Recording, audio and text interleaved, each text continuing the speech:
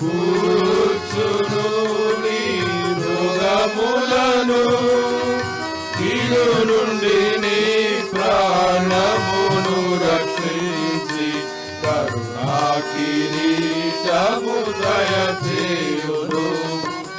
కీడు నుండి నీ ప్రాణమును రక్షించి కరుణా కిరీటము దయచేయును.